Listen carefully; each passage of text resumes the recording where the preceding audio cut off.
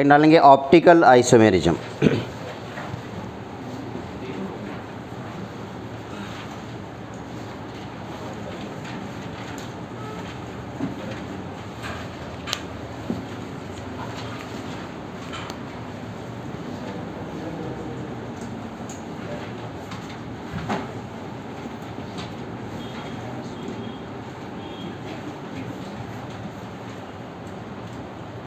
ये आज का हमारा लेक्चर होगा ऑप्टिकल आइसोमेरिज्म। इससे पहले कि मैं ऑप्टिकल आइसोमेरिज्म के बारे में कुछ बताऊं, अभी तक हम लोगों ने कौन कौन से आइसोमर्स पढ़ लिए थे पहले ये डिस्कस कर लेते हैं। हमने सबसे पहले स्ट्रक्चरल आइसोमर पढ़े। स्ट्रक्चरल आइसोमर के टोटल कितने फॉर्म पढ़े थे? 5।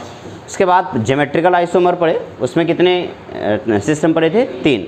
अब हमारा नंबर है, और उसके बाद हमने कन्फर्मर्स पढ़ा था। कन्फर्मर्स में 3 कन्फर्मर्स पढ़े थे हमने। सबसे पहले इथेन का कन्फर्मर्स पढ़ा था, फिर प्रोपेन का कन्फर्मर्स पढ़ा था, फिर ब्यूटेन का, फिर आखिरी में मैंने साइक्लोहेक्सेन के कन्फर्मर्स के बारे में भी डिस्कशन किया था। ठीक है, अब हमारा जो टॉपिक है वो है ऑप्टिकल आइसोमेरिज्म। ऑप्टिकल आइसोमेरिज्म का नाम ऑप्टिकल आइसोमेरिज्म क्यों है, सबसे पहले ये डिस्कशन करना है। अभी तक आप जितना जो कुछ भी पढ़ रहे थे, जितने भी आइसोमर्स अभी तक आपने पढ़ा है, उन सारे आइसोमर्स में एक चीज़ कॉमन थी, और वो ये था कि स्ट्रक्चर का अरेंजमेंट इधर उधर हो रहा था। जो उसके अंदर जुड़े हुए किसी भी एक सेंट्रल एटम से जुड़ा हुआ जो, या फिर किसी कार्बन से जुड़ा हुआ जो एलिमेंट होता था, वो इधर उधर रीअरेंज होता था। किसी भी तरीके से स्ट्रक्चर रीअरेंज होते थे, उसे हम लोग अभी तक जितने आइसोमर्स पढ़े हैं वो सब नाम देते हैं अपना अलग अलग। लेकिन आज हम जिसके बारे में डिस्कशन करने वाले, यानी कि ऑप्टिकल आइसोमेरिज्म, इसमें किसी भी कंपाउंड के स्ट्रक्चर के अरेंजमेंट की बात नहीं करेंगे। यहाँ पे कंपाउंड का जो है उसका स्ट्रक्चर रीअरेंज नहीं होगा, बल्कि ऑप्टिकल आइसोमेरिज्म में इस कंपाउंड से हम लाइट पास करेंगे और उस लाइट का जो रीअरेंजमेंट होगा वो होगा। यानी कि ये कंपाउंड जैसा है वैसा ही रहेगा, बट इसके अंदर से अगर हम किसी लाइट को पास करते हैं तो वो लाइट रीअरेंज होता है, वो किसी पर्टिकुलर एंगल पे रोटेट होता है। मान लो हमारे पास एक कंपाउंड है, सपोज दैट एक ऑर्गेनिक कंपाउंड मेरे पास ये रहा। इस ग्लास में मैंने एक ऑर्गेनिक कंपाउंड रख रखा है, और मैंने इस ग्लास जो ऑर्गेनिक कंपाउंड है, इस ऑर्गेनिक कंपाउंड से मैंने प्लेन पोलराइज्ड लाइट पास किया। जब मैं इससे प्लेन पोलराइज्ड लाइट पास करूँगा तो वो जो लाइट है वो 3 तरीके से बिहेव कर सकता है। मान लो ये लाइट मैंने इस तरीके से पास किया, देखो ये ऐसे है, वो इसके अंदर से इसे पास होने की कोशिश कर रहा है।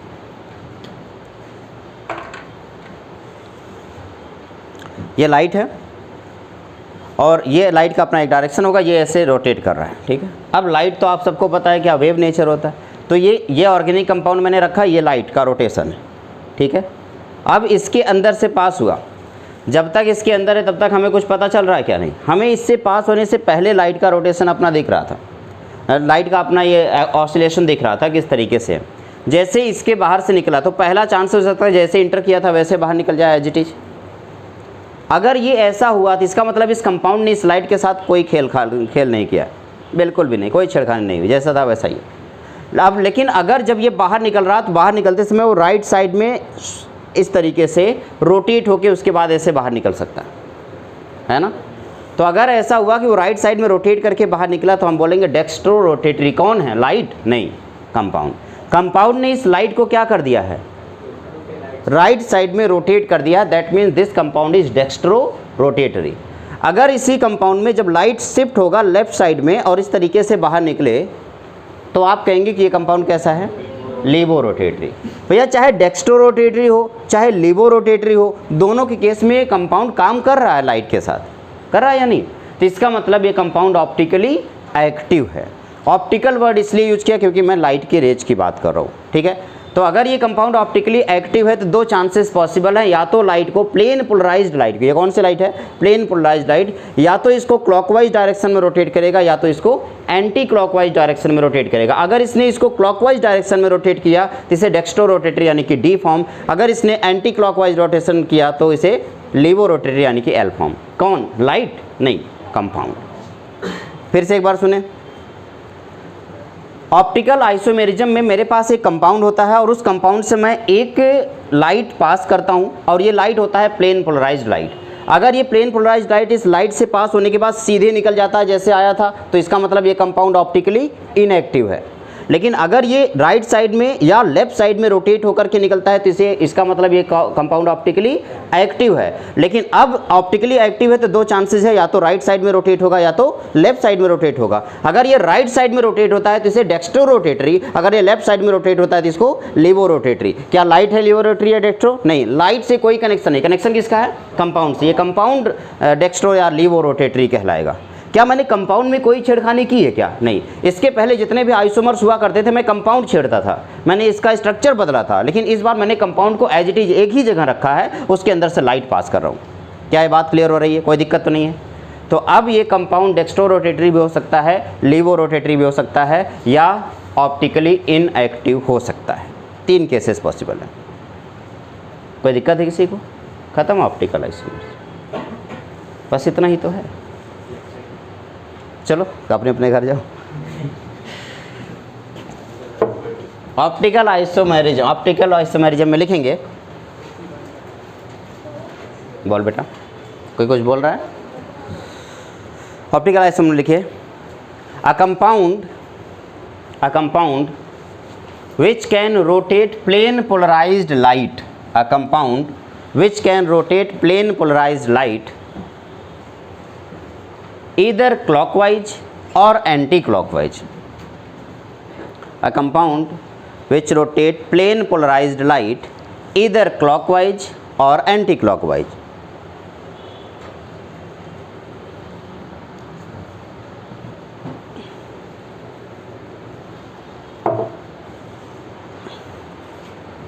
A compound which rotate plane polarized light either clockwise or anti-clockwise, called optically active compound, called optically active compound, called optically active compound. ठीक है?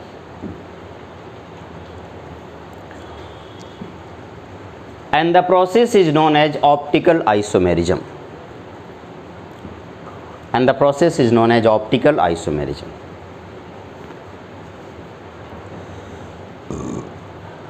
ज़रा इधर देखेंगे बेटा, मैं सबसे पहले भैया जो मुझे लाइट मिलेगी, यानी कि जो मेरे पास लाइट है वो तो एक बल्ब है या फिर कोई ऐसा होगा लाइट सोर्स, तो मैं वहाँ से लाइट निकालूंगा। तो मैंने एक बल्ब लिया है, ये बल्ब एक लाइट सोर्स है जिससे लाइट निकलने वाली है, लेकिन जो भी लाइट इसके अंदर से निकलेगी, क्या ये प्लेन पोलराइज्ड लाइट होगी बेटा? बताइए, क्या ये प्लेन पोलराइज्ड लाइट है? नहीं, ये प्लेन पोलराइज्ड लाइट नहीं है। इसका जो ऑसिलेशन होगा वो सभी डायरेक्शन में होगा, यानी कि ये ऑल डायरेक्शन में प्रोपेगेट कर रही है। अब मैं इस ऑर्डिनरी लाइट को, ये ऑर्डिनरी लाइट है, ये ऑर्डिनरी लाइट सोर्स है और ये ऑर्डिनरी लाइट है। इस लाइट को मैं किसी भी कंपाउंड से पास करके ये नहीं बता सकता कि ये ऑप्टिकली एक्टिव है इनएक्टिव। कैसे आपको पता चलेगा रोटेशन हुआ है? पता चलेगा क्या? नहीं। अगर मान लो ये रोटेट भी हुआ तो ये यहाँ पे आ जाएगा, ये इसकी जगह ले लेगा, तो वैसे ही लगेगा। तो इसका मतलब हमें ये नहीं पता चल पाएगा कि ऑप्टिकली एक्टिव है या नहीं है। इसलिए हमें इसको क्या करना पड़ेगा? पोलर। अब जब इसको हमने पोलर किया, यानी कि प्लेन पोलराइज्ड, इसके लिए हमें एक प्लेन पोलराइजर की ज़रूरत पड़ेगी। तो मैंने एक प्लेन पोलराइजर यूज किया यहाँ पे। तो मैंने यहाँ पे एक प्लेन पोलराइजर यूज किया है, इसे पोलराइजर लिख दे रहा हूँ। ये पोलराइजर निकोल प्रिज्म के नाम से जाना जाता है। कैल्शियम कार्बोनेट का बना हुआ होता है निकोल प्रिज्म। अब जैसे ये लाइट इससे पास होती है, ये एक सिंगल डायरेक्शन में प्रोपेगेट करने लगती है। अब इसका जो रोटेशन होगा वो एक सिंगल डायरेक्शन में हो जाएगा, और आप बोलेंगे सर ये हो गया प्लेन पोलराइज्ड लाइट। अब इस लाइट को हम नाम देते हैं प्लेन पोलराइज्ड। इसे बोलते हैं PPL। PPL का मतलब प्लेन पोलराइज्ड लाइट। अब ये जो प्लेन पोलराइज्ड लाइट है, इसी प्लेन पोलराइज्ड लाइट को हम एक कंपाउंड से पास कर रहे हैं। मैंने एक कंपाउंड इस तरीके से, एक ऑर्गेनिक कंपाउंड यहाँ पे रख दिया है, इसमें मैंने लिखा है ऑर्गेनिक कंपाउंड। जिस ऑर्गेनिक कंपाउंड के बारे में हमें डिस्कशन करना है कि ये ऑप्टिकली एक्टिव है या इनएक्टिव है, मैंने इस कंपाउंड में रख दिया। मैंने अभी ग्लास लिया था, उस ग्लास में जैसे रखा था, ठीक है। उस ग्लास से जो लाइट पास किया था वो लाइट कैसी है? PPL, यानी कि प्लेन पोलराइज्ड लाइट। अब जैसे ये लाइट इससे पास होगी तो बेटा चांसेस बताओ। सबसे पहला चांस हो सकता है कि वो लाइट जैसे इंटर की थी वैसे एज इट इज़ बाहर निकले, हाँ या ना, और जैसे उसने इंटर किया था वैसे अगर अब इसके लिए आप क्या करोगे, सामने एक पर्दा होगा, ठीक है, एक स्क्रीन होती है, उस स्क्रीन पे जाकर के लाइट ऐसे उसकी एक इमेज बनती है। अब वो इमेज किसी तरह बन सकती है, वो ऐसे भी बन सकती है, ऐसे भी बन सकती है। अब यहाँ पे मान लो अभी तो इमेज नहीं बन रही है, लेकिन अगर सामने से एक लाइट आती है तो इसकी इमेज इसको मार्कर की ऐसे ही बनती ना। अब अगर ये मार्कर ऐसे रोटेट कर देता तो इसकी इमेज ऐसे बनती, और अगर ये ऐसे रोटेट करता तो इसकी इमेज ऐसे बनती। तो सेम ऐसे ही एक स्क्रीन होगा सामने, और उस स्क्रीन पे मैंने इसकी स्क्रीन के सामने टॉर्च रखा है, टॉर्च से प्लेन पोलराइज्ड लाइट आगे बढ़ रही है, बीच में कंपाउंड है और स्क्रीन पे इमेज बन रहा है। इमेज अगर इस तरीके से बना, इसका मतलब कंपाउंड क्या है, ऑप्टिकली इनएक्टिव।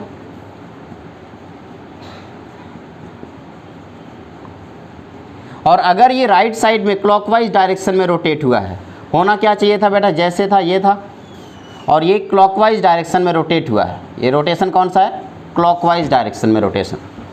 तो ये जो क्लॉकवाइज डायरेक्शन में रोटेट हुआ है, इस क्लॉकवाइज डायरेक्शन में रोटेशन की वजह से क्या बोलेंगे, इसे डेक्स्ट्रो रोटेटरी, इसे बोलेंगे डेक्स्ट्रो रोटेटरी, या सिंपली डी फॉर्म बोलते हैं इसे, डी फॉर्म। अब ये चांसेस ऐसा भी तो हो सकता था कि वो लेफ्ट साइड में रोटेट हो, यानी कि एंटी क्लॉकवाइज, एंटी क्लॉकवाइज। ये देखो ये इधर एंगल बन रहा है, ये थीटा एंगल इधर बन रहा है, यहाँ थीटा एंगल बन रहा है। तो अगर ये हुआ तो इसे लीवो रोटेटरी बोलते हैं, लीवो रोटेटरी, या इसे सिंपली क्या बोलेंगे, एल फॉर्म। वो अलग बात मैं आपको फिर से क्लियर कर दूं, डी फॉर्म या एल फॉर्म बस किसी के रेफरेंस में देखा जाता है, ये पूरी तरीके से सत्य नहीं है। आप इसे देख करके क्लियर नहीं बता सकते हो कौन सा डी फॉर्म है कौन सा एल फॉर्म है। क्यों, ज़रा मुझे बताना।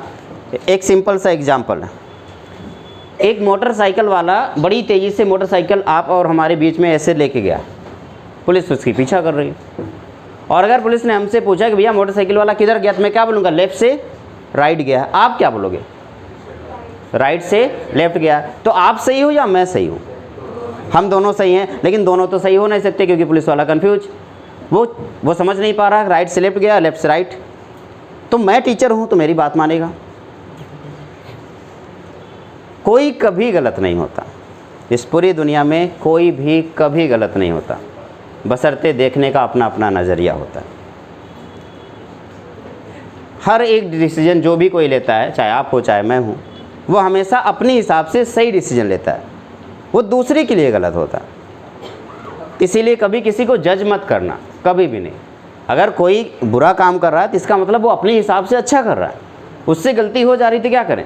बचपन में एक बार मैं पापा नई मोटरसाइकिल लेके आए थे, तो मैं उस मोटरसाइकिल को, मैंने सोचा कि धूल लगी, लाओ साफ़ कर देता हूँ। मैं मोटरसाइकिल को साफ़ करने के लिए मुझे कोई कपड़ा नहीं दिखा, तो एक कॉटन का कपड़ा नहीं था, तो टेरिकॉट का एक कपड़ा था, साड़ी का छोटा सा कतरन था, उसे मैंने वही उठाया और ले जा करके साफ़ करने लगा। उसमें क्या होता है, साड़ी में क्या होता है, छोटे छोटे वो मोतियाँ लगी होती हैं। अब पापा ने मुझे खूब पीटा। अच्छा बताओ, मैंने गलत किया क्या? नहीं, मैंने अपने हिसाब से क्या सोचा था कि मैं धूल लगी है, लाओ साफ़ कर देता हूँ, चमकने लगी, पापा खुश हो जाएंगे, और पापा ने पीट दिया। तो पापा गलत थे या मैं गलत था? यहाँ दोनों गलत थे, दोनों सही है, सॉरी, यहाँ दोनों सही है। मैं यहाँ पे मैं उस बाइक को साफ़ करने की कोशिश कर रहा था, पापा को खुश हो जाए पापा, और पापा ने मुझे इसलिए पीट दिया क्योंकि उसमें स्क्रैच आ सकता था। तो कभी कोई गलत नहीं होता, बशर्ते अपने अपना नज़रिया होता है। तो यहाँ पे अगर आप डी और एल फॉर्म के बारे में डिस्कशन कर रहे हैं, तो कौन सा डी होगा कौन सा एल? अगर आपके लिए कोई डी है तो मेरे लिए एल है, और मेरे लिए कोई डी है तो आपके लिए एल होगा। जैसे ये फ़ैन है, आपको क्या लगता है ये फ़ैन क्लॉकवाइज डायरेक्शन में चल रहा है या एंटी क्लॉकवाइज डायरेक्शन? क्लॉकवाइज में। अगर सीलिंग के ऊपर बैठ के देखो या एंटी क्लॉकवाइज, तो वो ऊपर जो बैठ के देख रहा है वो सही है या आप सही हो? दोनों सही हैं, बशर्ते दोनों का फ्रेम ऑफ रेफरेंस अलग अलग है। तो इसीलिए कभी कोई गलत नहीं होता। तो यहाँ पे मैंने डी और एल फॉर्म बनाया, आप इसको अपनी कॉपी में बनाएंगे, उसके बाद फिर इसके बारे में थोड़ा सा और डिटेल बात करेंगे। जो भी आपके पास ऑर्गेनिक कंपाउंड है, या तो वो organic compound plane polarise light को राइट साइड में रोटेट करेगा, या क्लॉकवाइज में, या तो एंटी क्लॉकवाइज में, या तो किसी तरफ रोटेट नहीं करेगा। अगर वो क्लॉकवाइज में रोटेट करता है तो उसे डेक्स्ट्रो रोटेटरी, अगर एंटी क्लॉकवाइज में रोटेट करता है उसे लेवो रोटेटरी, और अगर कोई रोटेशन नहीं होता तो उसे क्या बोलेंगे, ऑप्टिकली इनएक्टिव। अब सवाल हमारे ये है कि आखिर कौन ऑप्टिकली एक्टिव होगा और कौन ऑप्टिकली इनएक्टिव होगा, हमें कैसे पता चलेगा? जो क्वेश्चन में दिया होगा, जो नोटबुक में आया होगा सामने, क्या मैं उस पर टॉर्च मार के देखूंगा क्या? कि भैया वो रोटेट कर रहा है या नहीं कर रहा है। तो हमें कैसे पता चलेगा कि आखिर वो ऑप्टिकली एक्टिव है या नहीं? अब ऐसा तो है नहीं कि आपको पीपीएल दिया जाएगा और आप मस्त टॉर्च मार के देखो, उसके बाद लैब में तो आप हो नहीं, आपके पास 10 सेकंड का काम होगा, 10 सेकंड का टाइम होगा और आपको नोटबुक पे या फिर क्वेश्चन पेपर पे एक कंपाउंड लिखा नज़र आएगा, आप उसे देख के बताना पड़ेगा आपको कि वो ऑप्टिकली एक्टिव है इनएक्टिव। तो कैसे समझेंगे? इस बात को समझने के लिए कुछ बेसिक बातों हमें बहुत ज़्यादा ज़रूरी है जानना। इसमें से सबसे पहला पॉइंट है कायरलिटी। हेडिंग डालेंगे कायरलिटी।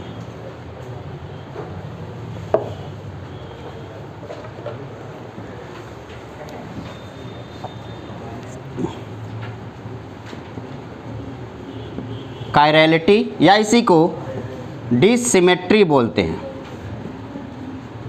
तो आपकी मर्जी, आप चाहे इसे कायरलिटी बोलें चाहे डिसिमेट्री बोलें। सबसे पहला पॉइंट होगा कायरलिटी और डिसिमेट्री। लिखेंगे इसमें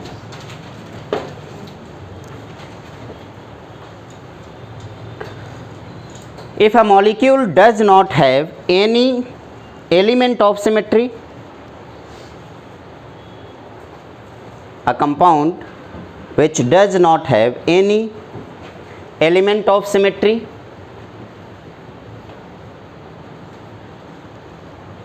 and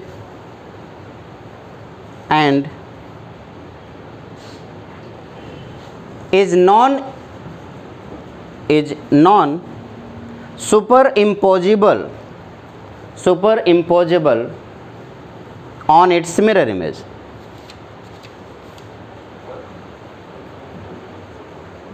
Superimposable, non-superimposable on its mirror image. Non-superimposable on its mirror image क्या है? पहले बात तो इसके अंदर कोई एलिमेंट ऑफ सिमेट्री नहीं होने चाहिए। No element of symmetry, chirality का मतलब पहला है no element of symmetry.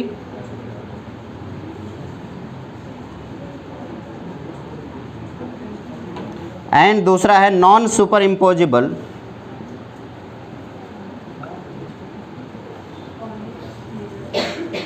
on its mirror image। Non superimposable on its mirror image का मतलब क्या हुआ? कोई जानता है? Non superimposable on its mirror image थोड़ा बहुत याद होगा, क्या होता है?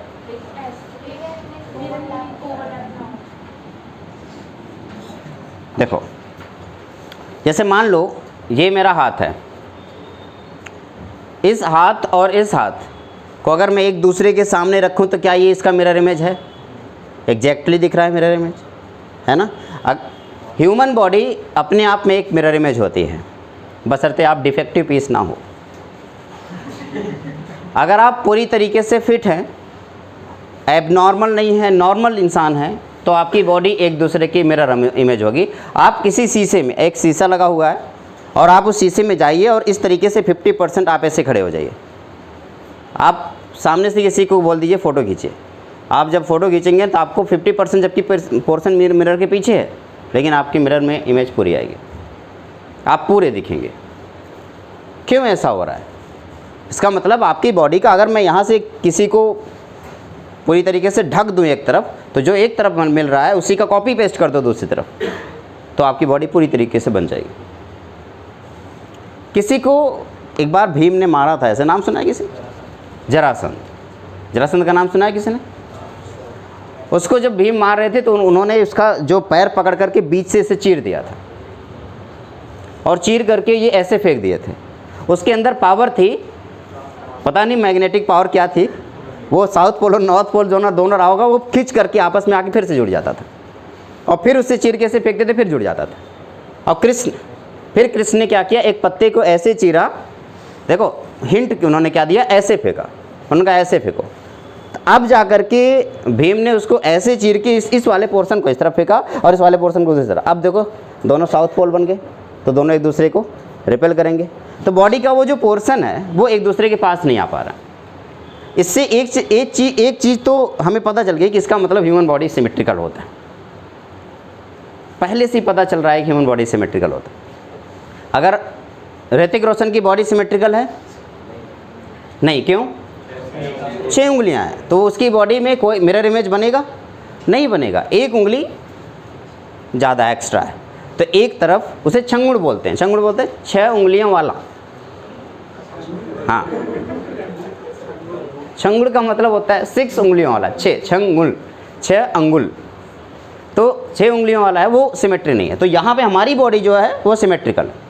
तो एक ऐसी नो एलिमेंट ऑफ सिमेट्री का मतलब आपकी बॉडी में कोई सिमेट्री नहीं होनी चाहिए, यानी कि ऋतिक रोशन की बॉडी में कोई सिमेट्री नहीं है, तो वो वहाँ पे कायरलिटी शो करेगा। आप और मैं कायरलिटी नहीं शो करूँगा, क्यों? क्योंकि मेरी बॉडी में सिमेट्री है। तो अगर आप में से कोई ऐसा है जिसकी 3 उंगलियां हैं या 6 उंगलियां हैं किसी एक हाथ में, तो वो सिमेट्री नहीं शो करेगा, वो नॉन। और दूसरी बात, नॉन सुपर इम्पोजेबल। अब ये दोनों देखो मिरर इमेज तो हैं, लेकिन अब पता करना है क्या एक दूसरे के ऊपर सुपर इम्पोज हो पाएंगे? नहीं। सुपर इम्पोज का मतलब अगर एक के ऊपर एक को रखा जाए तो पूरी तरीके से ढक ले, उसे सुपर इम्पोज बोलते हैं। तो चलिए आइए, मैं इस हाथ को इस हाथ के ऊपर रखता हूँ, क्या ढक लिया? नहीं, ऐसे नहीं रखना है, ऐसे नहीं रखना। ये फ्लिप किया आपने एक के ऊपर एक रखा नहीं है, बल्कि क्या किया? फ्लिप किया। आपने एक को फ्लिप किया, दूसरे को उसके ऊपर रखा है। ऐसा तो नहीं करना है। आपको क्या करना है, आपको दो हाथ है, एक हाथ को ऐसे करो और दूसरे हाथ को उसके ऊपर रखो, और देखो क्या सुपर इम्पोज हो जा रहा है। क्या हो गया सुपर इम्पोज? नहीं, ये बच गया, है ना। तो इसका मतलब ये सुपर इम्पोज नहीं हो रहा। तो ये दोनों क्या नॉन सुपर इम्पोजेबल है, मिरर इमेज भी है और नॉन सुपर इम्पोजेबल है। ये 2 कंडीशन होना चाहिए, तभी जाकर के कंपाउंड कायरल होगा, अदरवाइज नहीं होगा, या डिसिमेट्री होगा, अदरवाइज नहीं होगा। फिर से एक बार बताएं, डिसिमेट्री या कायरल होने के लिए 2 कौन कौन सी कंडीशन आपको चाहिए? सबसे पहला, नो एलिमेंट ऑफ सिमेट्री, और दूसरा non super imposable of mirror image. खुद की, ऐसा भी नहीं किसी और की इमेज का, खुद की image, on its mirror image, खुद की इमेज का सुपर इम्पोज नहीं होना चाहिए। क्या ये बात क्लियर हो गई? तो ठीक है, इस टाइप के कंपाउंड को क्या बोलते हैं? Chiral compound. क्या लिखा आपने? Such type of compound is known as chiral and the phenomenon is known as chirality. लिख लिया पूरी बात? Such type of compound is known as chiral compound and the phenomenon is known as chirality.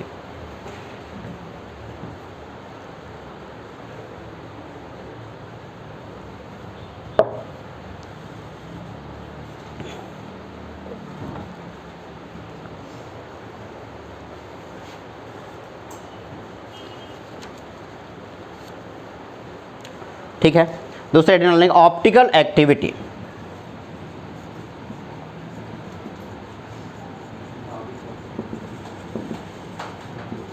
Optical activity, अब तक मैंने आपको सारी बातें बता रखी है, तो कोई दिक्कत नहीं है। अब मेरे ख्याल से आप इसे आराम से कर पाओगे। ऑप्टिकल एक्टिविटी अगली हेडिंग होगी।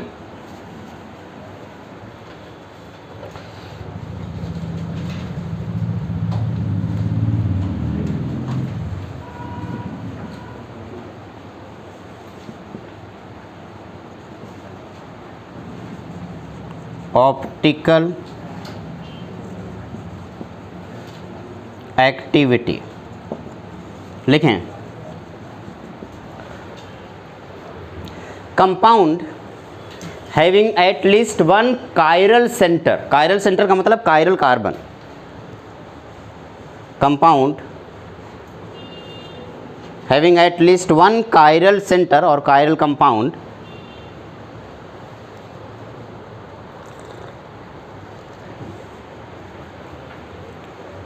can rotate plane of plane polarized light, PPL, यानी कि प्लेन पोलराइज्ड लाइट का जो प्लेन होता है उस प्लेन को रोटेट करता है। Can rotate plane of plane polarised light either clockwise और एंटी क्लॉकवाइज, ईदर क्लॉकवाइज और anti clockwise.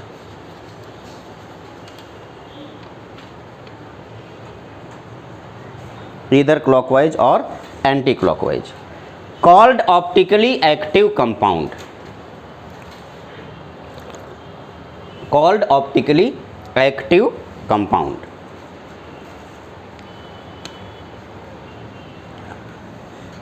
if rotation is clockwise, if rotation is clockwise, then compound is said to be dextrorotatory.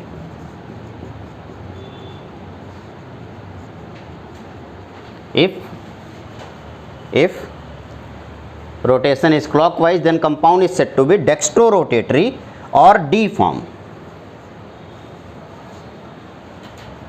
If rotation is anti-clockwise,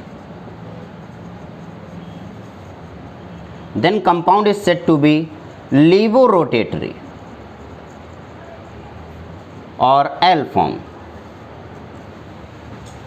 Then compound is said to be levorotatory और L form. अगर D form clockwise rotation है तो क्या होगा बेटा? D form, और anti clockwise rotation है तो क्या बोलोगे? L form.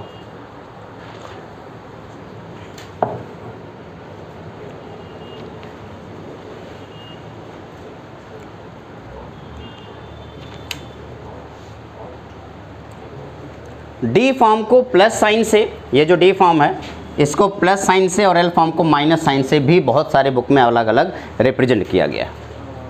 तो आप उसके वजह से आप परेशान नहीं होंगे. डेक्स्ट्रो और लियो रोटेटरी का सिंपल सा मतलब यही होता है.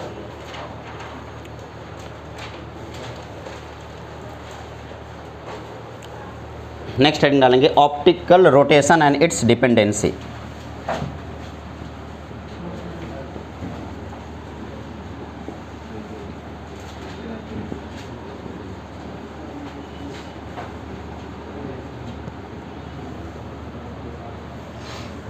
Optical rotation and its dependency.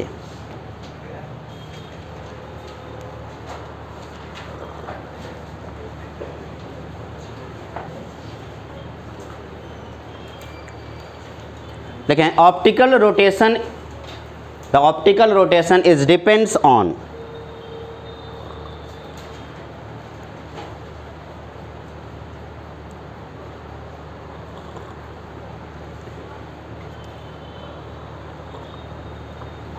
पहला द कंपाउंड टेकन.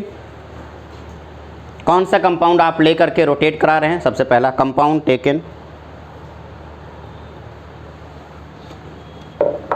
दूसरा सॉल्वेंट टेकन.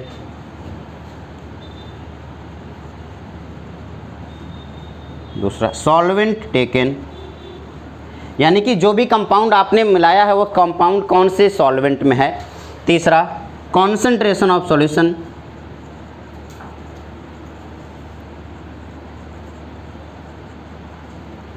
जो भी आप सॉल्यूशन बना रहे हो यानी कि जिससे भी आप इसको पास करा रहे हो उसका कॉन्सेंट्रेशन क्या होगा. Wavelength of monochromatic light. Wavelength of monochromatic light. कौन मोनोक्रोमेटिक लाइट का मतलब क्या हुआ बेटा? ये जो लाइट पास किया जा रहा है ना, इस लाइट का wavelength. Wavelength of monochromatic light. Length of polarimeter tube. Length of polarimeter tube. जो भी पोलराइजोमीटर है, जो भी पोलराइजोमीटर ट्यूब है यानी कि जो इसके पोलराइजेशन को पता करने की कोशिश कर रहा है उसका जो ट्यूब है, यानी ये जो पोलराइज़र है ना बेटा, प्लेन पोलराइज़र, इस पोलराइज़र मीटर जो पोलराइजोमीटर है इसकी जो लेंथ होगी वो लेंथ कितनी ज़्यादा है. अगर जितना ज़्यादा लेंथ होगा रोटेशन उतना ज़्यादा होता चला जाएगा. लेंथ कम होगा थोड़ा सा रोटेट करके बाहर निकल जाएगा. तो सेम ऐसे है कि इसका जो लेंथ है पोलराइजोमीटर का वो लेंथ कितना ज़्यादा है. और सबसे आखिरी में temperature at which experiment is performed.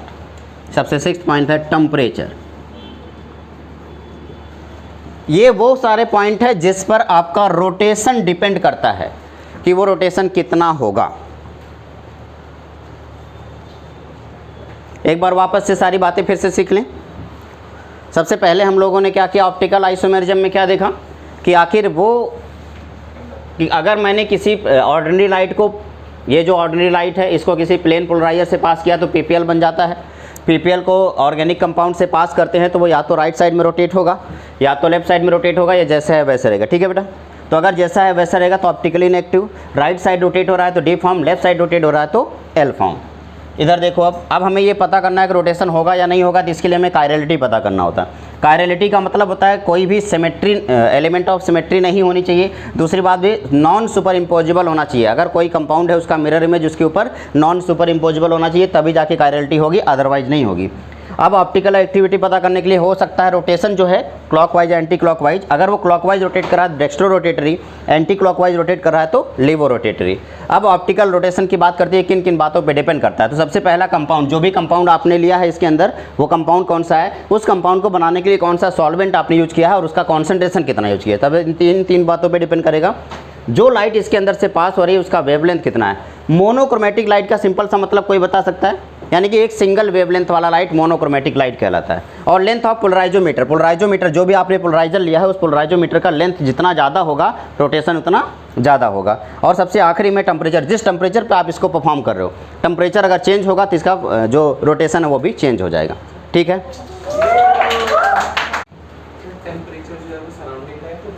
जिस टेम्परेचर उस पर जिस कंपाउंड पे आपने रिएक्शन करा रहे हो, आप जब रिएक्शन करा रहे हो तो मान लो सराउंडिंग के कंपाउंड अलग है, और जो कंपाउंड आपने जिस पर जो प्रोसेस चल रहा है, ये जो कंपाउंड आपने यहाँ पे रखा है उस टाइम पे इस कंपाउंड का टेम्परेचर कितना है। ठीक है, तो वो टेम्परेचर अगर चेंज होगा तो उसका रोटेशन भी चेंज हो जाएगा। इसी पे एक स्पेसिफिक रोटेशन आता है, मैं इसको भी यहीं डिस्कस कर लेता हूँ। स्पेसिफिक रोटेशन, इस स्पेसिफिक रोटेशन को बेटा अल्फ़ा के नाम से रिप्रेजेंट करते हैं। जो अल्फ़ा होता है वो होता है theta divided by L into C. L क्या है समझ गए होगे, एल क्या है length of the tube, C क्या है कॉन्सेंट्रेशन, और थीटा क्या है एंगल ऑफ रोटेशन। ठीक है, तो theta is angle of rotation, length of polariser, और सी कॉन्सेंट्रेशन ऑफ कंपाउंड। ये सारी चीज़ें आप अपनी कॉपी में डिटेल में नोट कर लीजिए, फिर हम लोग डिस्कस करते हैं इनैंशियोमर एंड डायस्टेरियोमर्स के बारे में।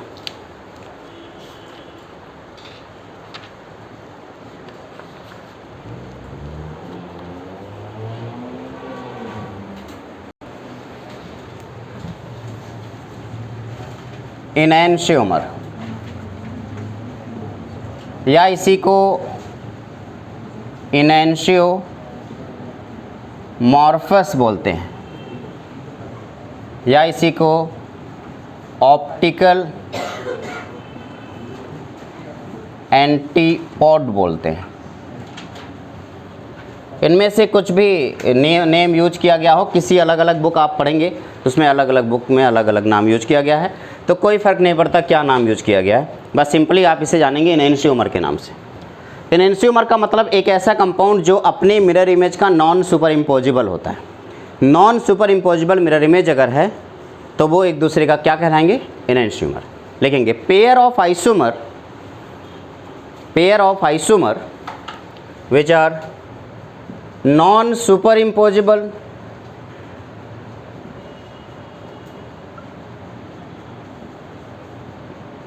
on which are non superimposable, the pair of isomer which are non superimposable and rotate equally to the plane polarized light, which rotate equally to the plane polarized light.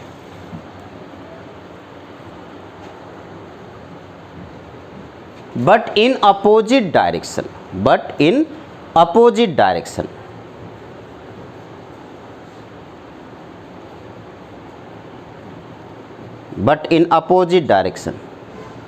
called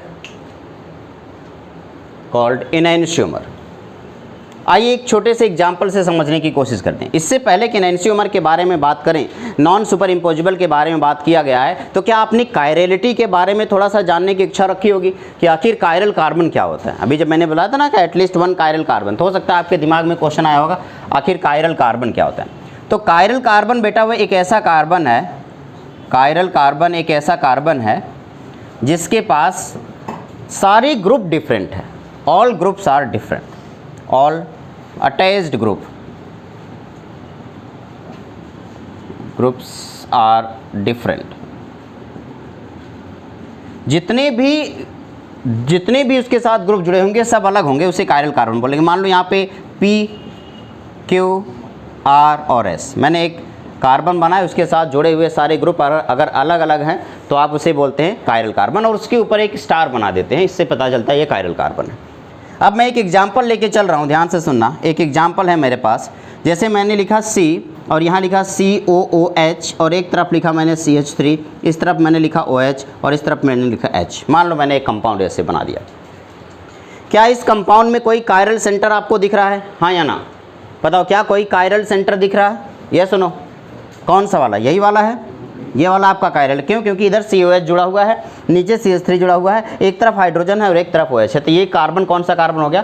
chiral. याद रखें, अगर enantiomer की बात हो रही है तो कम से कम एक कायरल कंपाउंड होना ही चाहिए, किसी भी हाल में एक कायरल कंपाउंड होना ही चाहिए, तभी जाके वो एनेंशियोमर होगा, तभी ऑप्टिकली एक्टिव होगा, अदरवाइज ऑप्टिकली एक्टिव नहीं होगा। क्योंकि ऑप्टिकल एक्टिविटी की मैंने कंडीशन, 2 कंडीशन बताई थी। कौन कौन सी?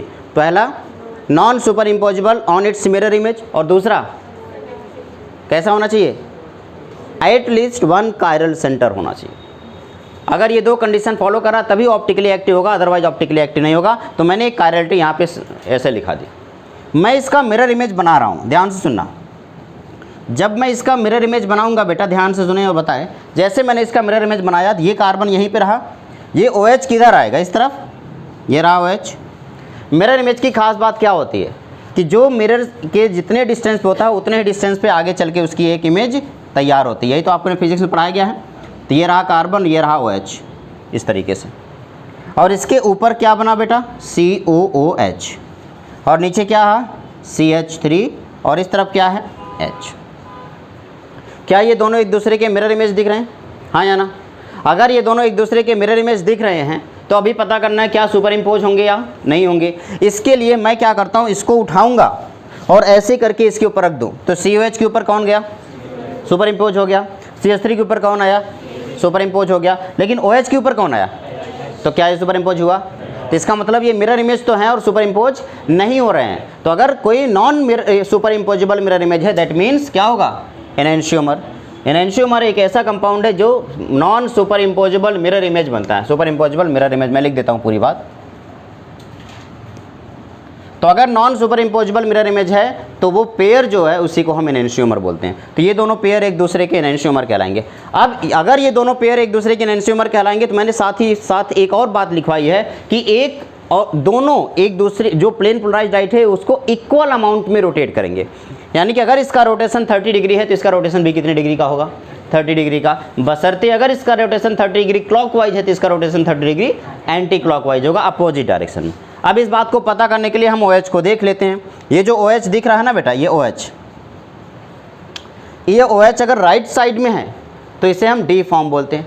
जो याद रखेंगे हमेशा, जो OH है वो OH की तरफ ही हमेशा ध्यान देना पड़ेगा। अगर OH राइट साइड में है तो इसे D फॉर्म बोलते हैं, और यही OH की लेफ्ट साइड में तो इसे क्या बोलेंगे? L form. अब हमारे पास D फॉर्म भी है और L फॉर्म भी है। तो D फॉर्म L फॉर्म दोनों है, तो एक डेक्स्ट्रो हो गया और दूसरे लीवो हो गया। तो क्या डेक्स्ट्रो अपने आप में एक एक्टिव कंपाउंड है? हाँ। लीवो अपने आप में एक एक्टिव कंपाउंड है? हाँ। दोनों, डेक्स्ट्रो राइट साइड में अगर जितना एंगल थीटा रोटेट कर रहा है, लीवो लेफ्ट साइड में उतना ही एंगल थीटा रोटेट कर रहा है। तो डेक्स्ट्रो एंड लीवो एक दूसरे के एनेंशियोमर बन गए। तो हमेशा एनेंशियोमर का पेयर बनता है, उसमें से एक D फॉर्म होता है और एक L फॉर्म होता है। तो एनेंशियोमर जब भी कहीं बात आएगी तो किसके बारे में बात करेंगे? Pairs of D and L form के बारे में बात करेंगे। इसको अपनी कॉपी में नोट करेंगे।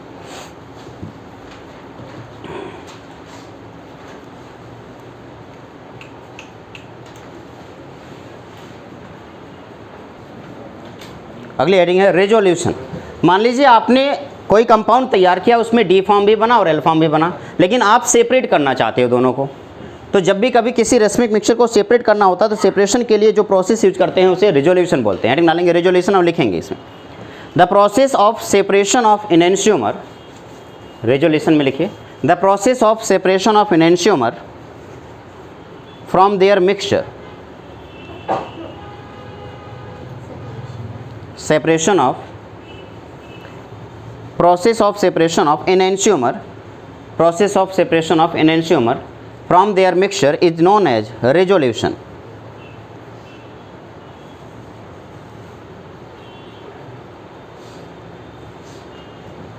ये 3 मेथड इसमें होते हैं। There are 3 method.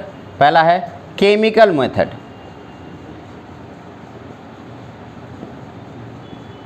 दूसरा है mechanical method, chemical method, mechanical method, and तीसरा है क्रोमेटोग्राफी।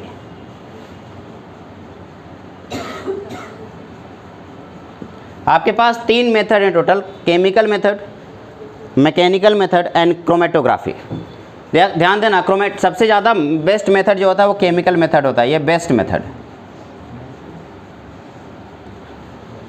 ये 3 मेथड है, जिस 3 मेथड से हम रेजोल्यूशन करा सकते हैं, यानी कि इन एंशियोमर को सेपरेट कर सकते हैं।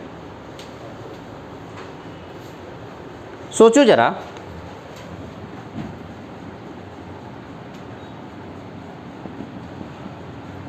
सोचो जरा बेटा, अगर मैं आपसे कहता कि मेरे पास एक कंपाउंड है कुछ इस तरीके के, मेरे पास एक कंपाउंड है, ये कंपाउंड डी फॉर्म है, 30 मिलीलीटर है और डी फॉर्म है। मैंने इसमें एक एल फॉर्म 30 मिलीलीटर और मिला दिया, अभी टोटल कितना मिलीलीटर हो गया? 60 मिलीलीटर का कंपाउंड तैयार हो गया ये। अब आपको बताना, ये जो 60 मिलीलीटर का कंपाउंड तैयार हुआ है, क्या ये ऑप्टिकली एक्टिव होगा या इनएक्टिव होगा? सोच के बताओ। ऑप्टिकली इनएक्टिव, क्यों? क्योंकि इसमें डी भी है और एल भी है। तो अगर मान लीजिए कंपाउंड इसके अंदर इंटर करता है तो डी फॉर्म इसको किस डायरेक्शन में रोटेट कराना चाहेगा? राइट साइड में। और एल फॉर्म इसको किस डायरेक्शन में रोटेट करना चाहेगा? एल फॉर्म में। तो डी चाहता है कि राइट साइड रोटेट हो, एल चाहता है ये लेफ्ट साइड रोटेट हो। ये किस डायरेक्शन में रोटेट होगा? जो ज़्यादा ताकतवर होगा, यही ना, जो ज़्यादा ताकतवर होगा उसी फॉर्म में रोटेट होगा। लेकिन ये चूंकि एक ही कंपाउंड के दोनों हैं तो दोनों की ताकत बराबर है। अब डिपेंड करता है ज़्यादा अमाउंट में कौन होगा। सोचो, अगर ज़्यादा अमाउंट में डी फॉर्म है तो ओवरऑल रोटेशन किस डायरेक्शन में होगा? डी में। अगर ज़्यादा अमाउंट में एल फॉर्म है तो ओवरऑल रोटेशन एल में होगा। लेकिन अगर दोनों सेम अमाउंट में 50-50 मिला दिए जाएं तो ये ऑप्टिकली इनएक्टिव बन जाएगा। क्या ये बात क्लियर हुई? ये जो ऑप्टिकली इनएक्टिव बना है, ये कैसे बना ऑप्टिकली इनएक्टिव बेटा? 50% डी और 50% एल फॉर्म को मिला करके एक मिक्सचर तैयार किया गया। This mixture is known as racemic mixture. तो बताइए जरा, रेसमिक मिक्सचर क्या होता है? एक ऐसा मिक्सचर जिसमें 50% डी फॉर्म यूज कर रहे हैं और 50% एल फॉर्म यूज करते हैं, उसको रेसमिक मिक्सचर बोलते हैं। तो रेसमिक मिक्सचर ऑप्टिकली एक्टिव या इनएक्टिव? ऑप्टिकली इनएक्टिव, क्योंकि वो प्लेन पोलराइज्ड लाइट को रोटेट नहीं करना चाहिए। क्या सच में प्लेन पोलराइज्ड लाइट रोटेट नहीं हो रहा है? क्या हो रहा है, लेकिन कंपाउंड के अंदर है। जितना राइट साइड में रोटेट हो रहा है उतना ही लेफ्ट साइड में रोटेट हो रहा है। रोटेशन तो हो रहा है लेकिन इक्वल अमाउंट में हो रहा है। That's why this is known as resultant. जो रोटेशन जब वो बाहर स्क्रीन पे आया तो उसका रोटेशन 0 था। इसलिए आपने क्या बोला कि ये कंपाउंड ओवरऑल क्या रहा होगा? Optically inactive. क्या ये बात क्लियर होगी? फिर से एक बार समझना, जरा सा अंतर है दोनों में। एक और कंपाउंड इसी के जस्ट नीचे लिखूंगा, मेसोफॉर्म। लेकिन पहले ये वाला क्लियर हो गया तभी मेसो क्लियर होगा। ये क्लियर हो गया ना? मैंने 2 अलग अलग कंपाउंड को 50-50 करके एक सॉल्यूशन तैयार किया। क्या ये बात क्लियर हुई? ध्यान देना, 2 अलग अलग कंपाउंड को 50-50 करके एक सॉल्यूशन तैयार किया है, इसलिए इसे हम बोल रहे हैं रेसमिक मिक्सचर। रेसमिक मिक्सचर, चलो फिलहाल अभी इतना लिखेंगे। A mixture which contain 50%, a mixture which contain 50% D form and 50% L form.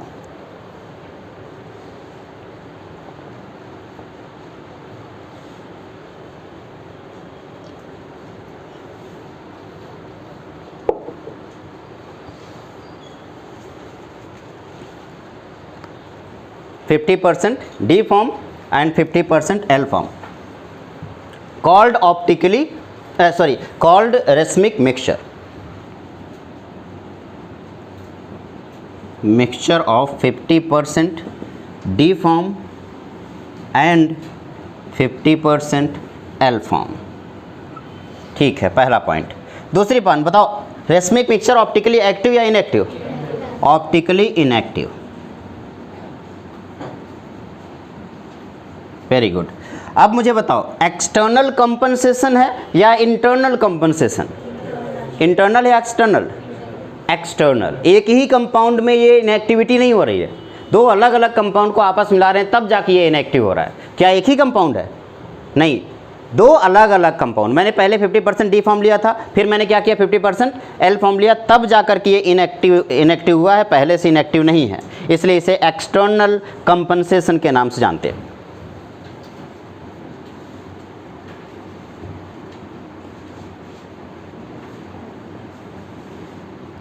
External compensation ये बेस्ट मेथड है, इसको मैं अलग कर रहा हूँ, इसे हटा इसलिए रहा हूँ तक यहाँ पे टिक कर देता हूँ, दिस इज़ द बेस्ट। ठीक है, तो मेरे ख्याल से अब तक आप लोगों ने नेक्स्ट हेडिंग डालेंगे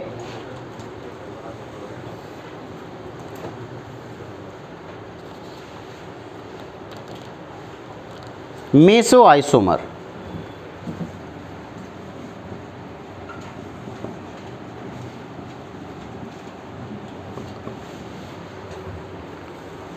फिर से देखना, मैंने अभी भी बोला ना रेसमिक मिक्सचर और मेजो में थोड़ा सा अंतर है। रेसमिक मिक्सचर में आपने 50% डी को 50% एल को आपस में मिला के एक मिक्सचर तैयार किया, लेकिन अब हम बात करेंगे मेसो आइसोमर के बारे में, जिसमें है तो ऑप्टिकली इनएक्टिव बट वो खुद में ही अपने आप में ही इनएक्टिव है। अब आइसोमर है, इनएक्टिव है, ऐसा कैसे पॉसिबल हो सकता है? इसमें एटलीस्ट 2 कायरल सेंटर होंगे और 50% मॉलिक्यूल अपने दूसरे 50% मॉलिक्यूल का मिरर इमेज बनेगा, और 50% मॉलिक्यूल दूसरे 50% मॉलिक्यूल का मिरर इमेज है, तो साथ ही साथ वो जो 50% है वो डेक्स्ट्रो रोटेटरी है, तो नीचे वाला 50% क्या होगा? लीवो रोटेटरी होगा। तो 50% एक ही मॉलिक्यूल का, जैसे मेरी बॉडी है, इस बॉडी का यहाँ से बीच से कट करेंगे तो 50-50 बन जाएगा। ये राइट हैंड जो चाहता है मॉलिक्यूल को राइट साइड में रोटेट करना, लेकिन लेफ्ट हैंड चाहता है मॉलिक्यूल को लेफ्ट साइड रोटेट करना, तो राइट हैंड चाहता है राइट साइड रोटेट करना, लेफ्ट हैंड चाहता है लेफ्ट साइड, ओवरऑल रोटेशन होगा क्या? नहीं होगा, क्योंकि 50 है, यही ना। लेकिन सोचो मैं और मेरे जस्ट कॉपी पेस्ट कर दो एक और मॉलिक्यूल, मैं चाहता हूँ राइट साइड रोटेट करना, वो चाहता है लेफ्ट साइड रोटेट करना, तब भी रोटेशन होगा क्या? नहीं। दोनों में बस अंतर किस बात का है? ये एक्सटर्नल कंपनसेशन है, अलग अलग मॉलिक्यूल यूज हो रहे हैं, और जो मेसो है वो क्या है? इंटरनल कंपनसेशन, एक ही मॉलिक्यूल का 50-50 पार्ट यूज हो रहा है। क्या बात क्लियर हो गई? लिखेंगे इसमें A compound that contain more than one chiral carbon, a compound that contain more than one chiral carbon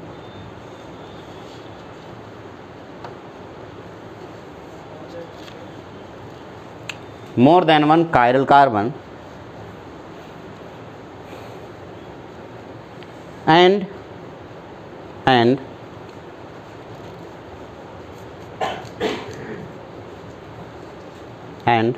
has an element of symmetry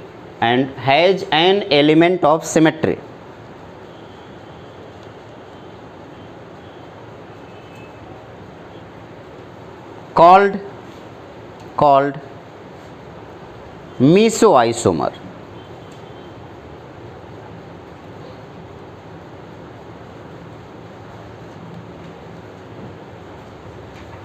Next point, they are optically inactive.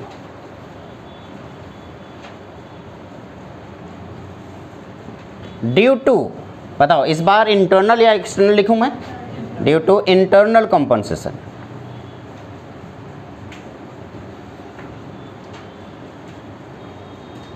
अब इसको एक छोटा सा एग्जांपल देके समझाता हूं। मान लो ये कार्बन है, ध्यान से सुना बेटा, ये कार्बन है, इसका COOH इधर है, H इधर है, OH इधर है।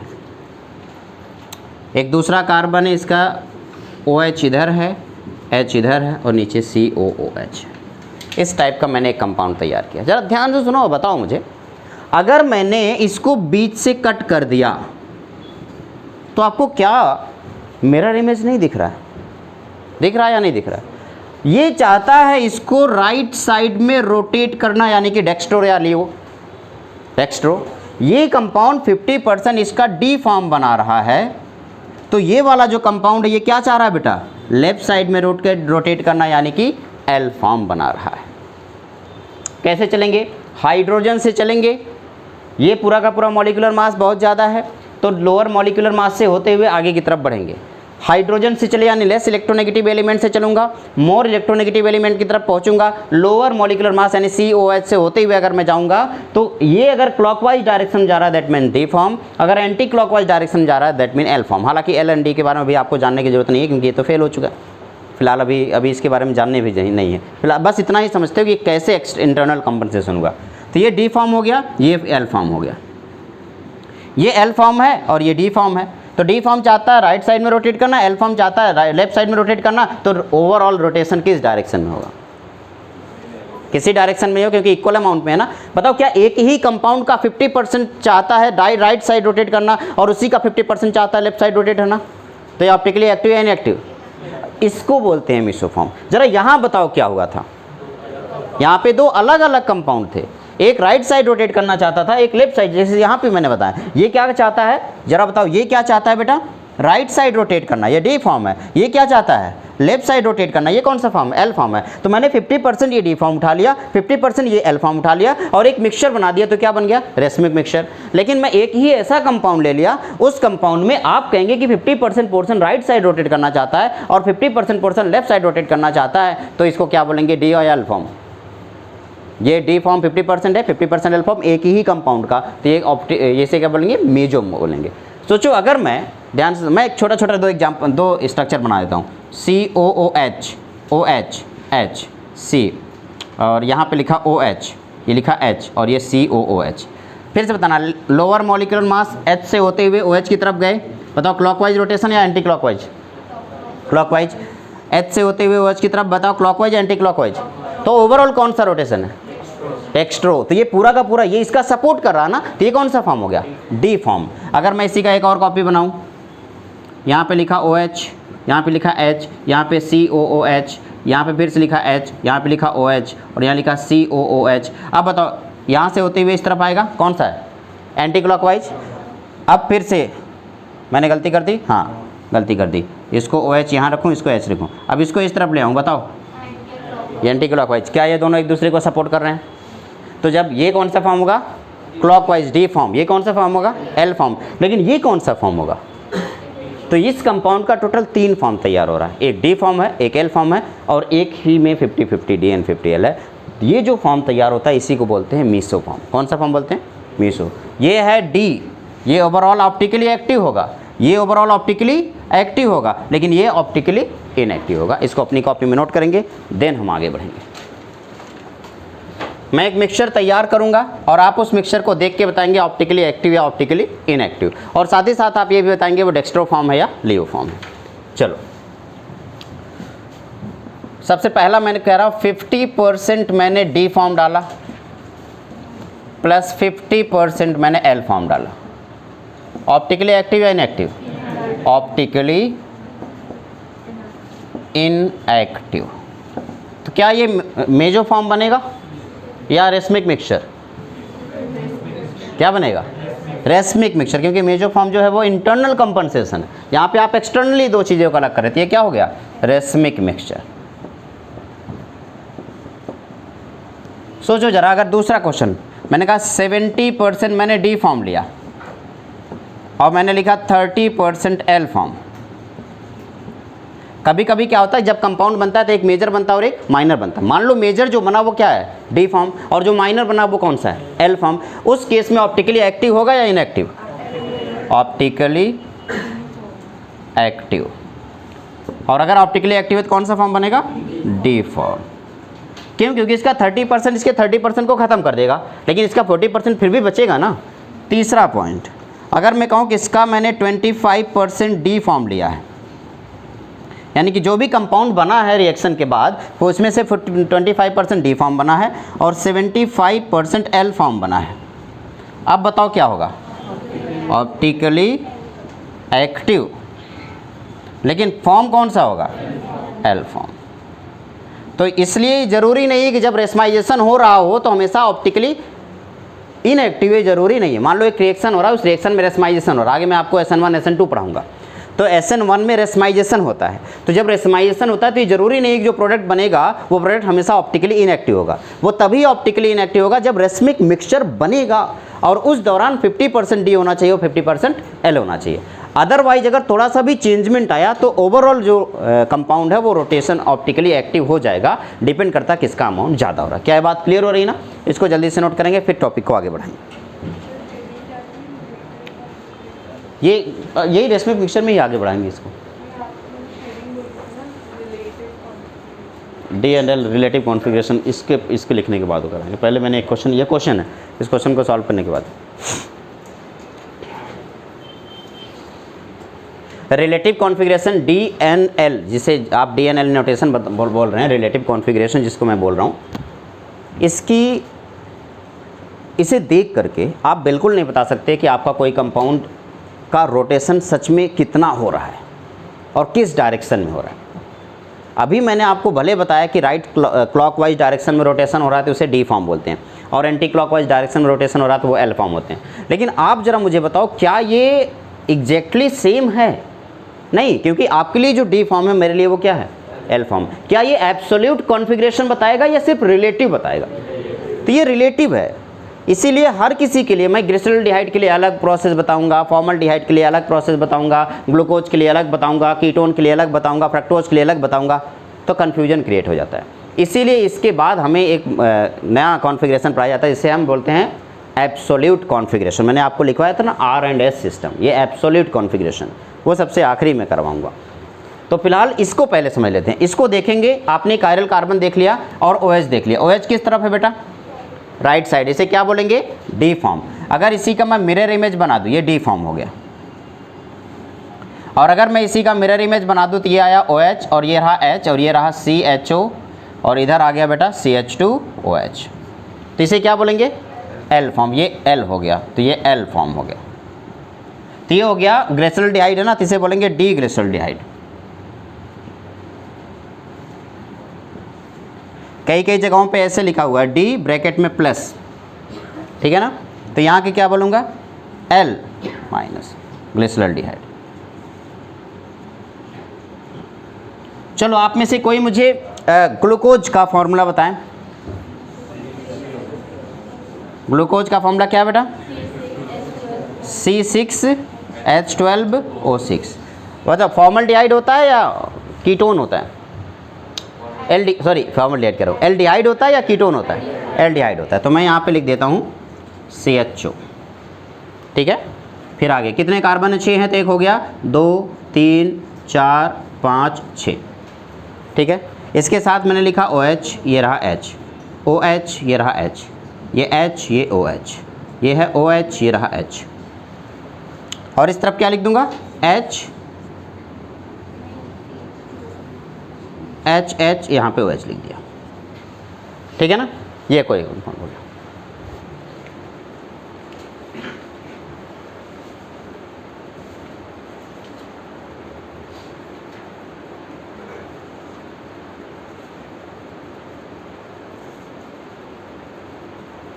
सोचो जरा, अगर मैं कायरल की बात करूं, बताओ ये क्या कायरल कार्बन है? क्या ये कायरल कार्बन है? क्या ये कायरल कार्बन है? क्या ये कायरल कार्बन है? क्या ये कायरल कार्बन है? नहीं। क्यों? क्योंकि 2H है, तो ये कायरल नहीं हो गया। तो अगर मैं चाहूँ तो सबसे लास्ट कायरल कार्बन कौन सा है? ये। तो ये सेकेंड लास्ट कार्बन बोला जाता है। तो इस कायरल कार्बन को देखूंगा तो इसमें OH किस तरफ है? Right side. तो ये जो ग्लूकोज है, कौन सा ग्लूकोज होगा? कौन सा ग्लूकोज होगा? डी। राइट साइड में क्या होता है? D glucose. लेकिन इसी का मैं यहाँ पे स्ट्रक्चर बनाऊँ, CHO, COHH, COHH, COHH, OHH, COHH, कितना होगा? 1 2 3 4 5 6। तो यहाँ पे मैं इसको OH इधर लिख देता हूँ और H इधर लिख देता हूँ। यहाँ पे चलो OH इसी तरफ रहने दूँ, यहाँ पे H आ गया, यहाँ पे H आ गया। बताओ बेटा, इसमें जो सेकेंड लास्ट है ये वाला कार्बन, वो किधर है? इसमें OH किधर है? लेफ्ट साइड में। तो ये क्या हो गया? L form. तो इधर ये हो गया डी फॉर्म, डी ग्लूकोज, और ये हो गया एल ग्लूकोज। बायोमोलिक्यूल में और आपको डिटेल में पढ़ाया जाएगा। ये हो गया डी ग्लूकोज, ये एल ग्लूकोज हो गया। तो डेक्स्ट्रो एंड लीवो हम लोगों ने अच्छे से सीख लिया, एनेंशियोमर जान लिया। अब हम डिस्कशन करेंगे डायस्टेरियोमर्स के बारे में।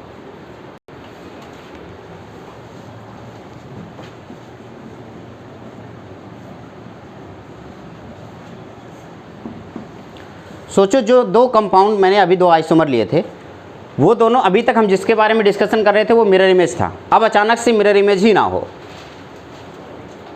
एक ऐसे पेयर एनेंशियोमर का जो एक दूसरे का मिरर इमेज ना हो उसे क्या बोलेंगे, डायस्टेरियोमर। इसे नोट कर लिया है?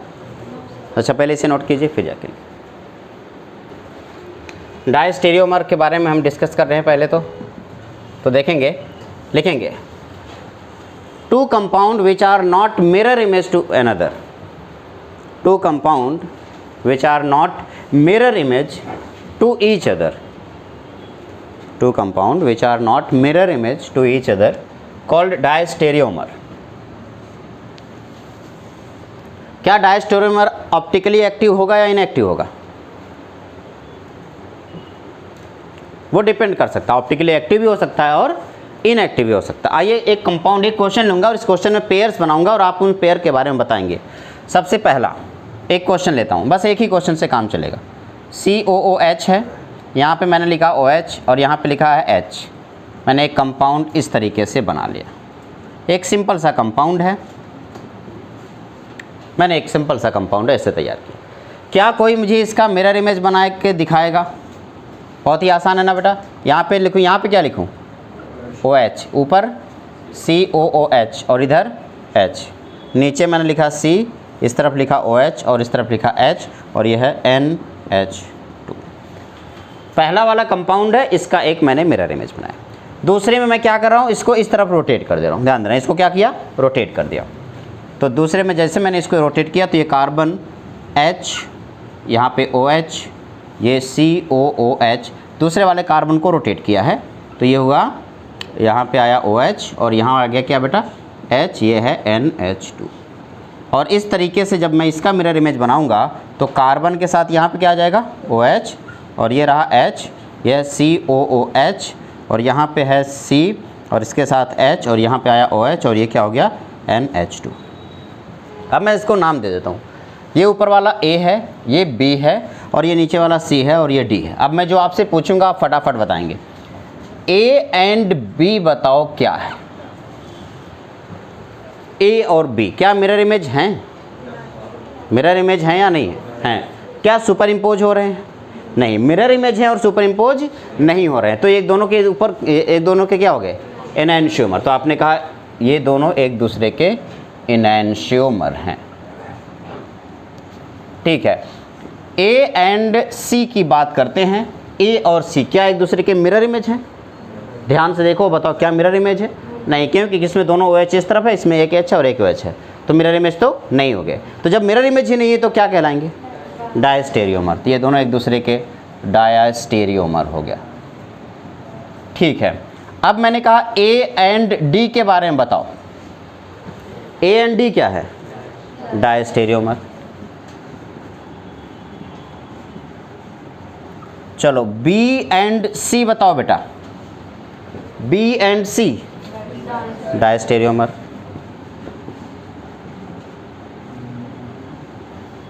B एंड D भी क्या होगा, डायस्टेरियोमर। अब बताओ C एंड D क्या हुआ, C एंड D क्या हो गया, एनैंशियोमर। C एंड D क्या हो गया, एनैंशियोमर।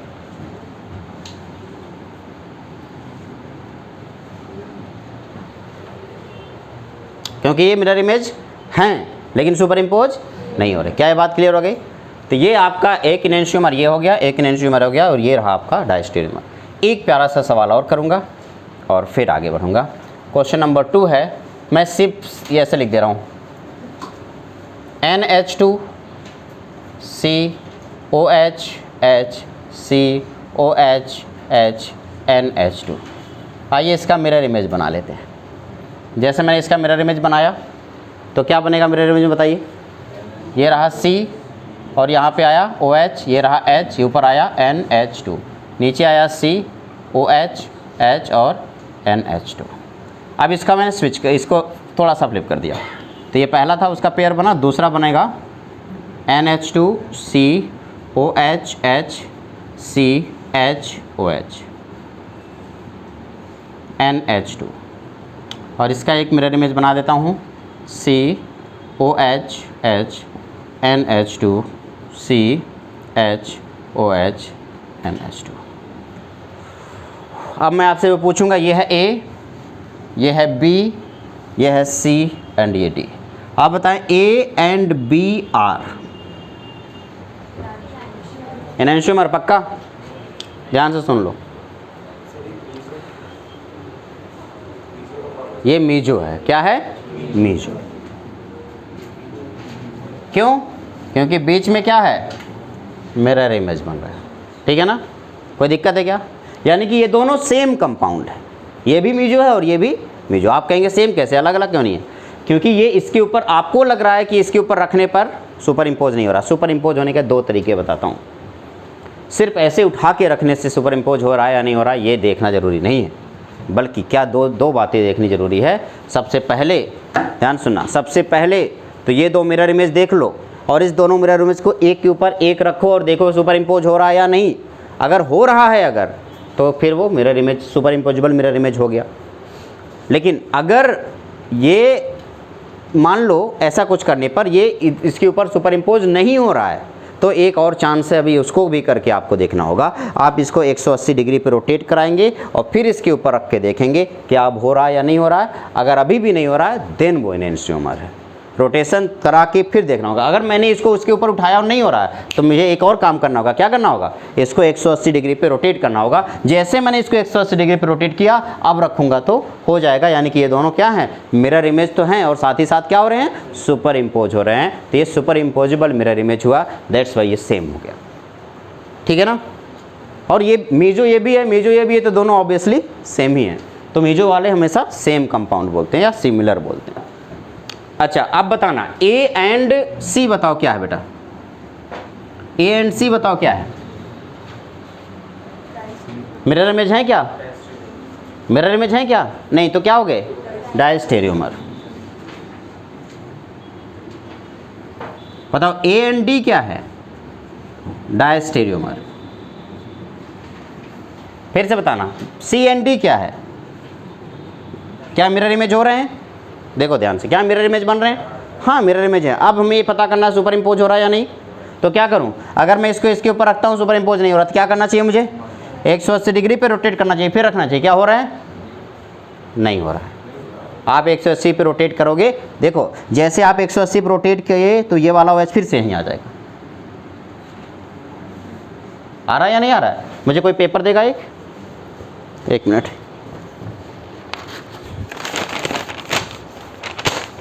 देखो मेरे पास एक पेपर है, मैं इसका बना दे रहा हूँ इमेज पूरा एज इट इज और देखूंगा रोटेट करा के। ये रहा कार्बन, ये रहा OH, इस तरफ है H, ऊपर NH2, नीचे फिर से कार्बन, यहाँ पे H, यहाँ पे OH और एक फिर से NH2। देखना बेटा, क्या ये दोनों यही वाला है ना? अब मैं इसको 180 पे रोटेट कर, देखो ज़्यादातर बच्चे गलती करते, फ्लिप नहीं करना है, फ्लिप नहीं करना है। क्या करना है? रोटेट करना है। मैंने इसको रोटेट किया तो क्या जो OH वापस यहीं आ गया? आया नहीं? तो इसका मतलब रोटेशन के बाद भी सुपर इम्पोज नहीं हो रहा है। तो सुपर इम्पोज अगर नहीं हो रहा है, मिरर इमेज है, तो क्या कहलाएगा? एनेंशियोमर। तो ये C एंड D एक एनेंशियोमर। इसे नोट करें अपनी कॉपी। तो इस तरीके से आज हम लोगों ने कुछ सीखे। फिर से बताएं एक बार, अगर मिरर इमेज है और सुपर इम्पोज हो जा रहा है तो वो मेसो कंपाउंड है। अगर मिरर इमेज ही नहीं है, डायस्टेरियोमर। और अगर मिरर इमेज है और सुपर इम्पोज नहीं हो रहा है तो एनेंशियोमर। ठीक है ना? मैं तीनों पॉइंट एक जगह पे कलेक्ट कर देता हूँ, यहाँ पे लिख देता हूँ ताकि आपको आसानी रहे। मिरर इमेज, सुपर इम्पोज,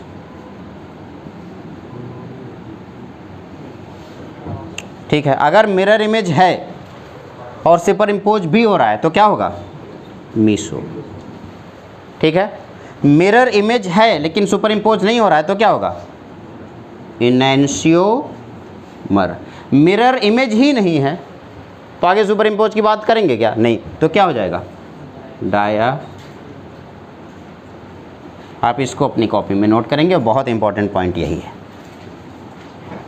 इस तरीके से आज हमारा ऑप्टिकल आइसोमर पूरा खत्म हुआ। हाँ, एक और बात फिर से मैं बता रहा हूँ, D एंड L आपका रिलेटिव कॉन्फ़िगरेशन है, इसीलिए हमें एक और कॉन्फ़िगरेशन पढ़ना पड़ेगा जिसे हम बोलेंगे एब्सोल्यूट कॉन्फ़िगरेशन, इसे आर एंड एस बोलते हैं। जैसे हमने इजेड पढ़ा था वैसे आर एंड एस पढ़ेंगे।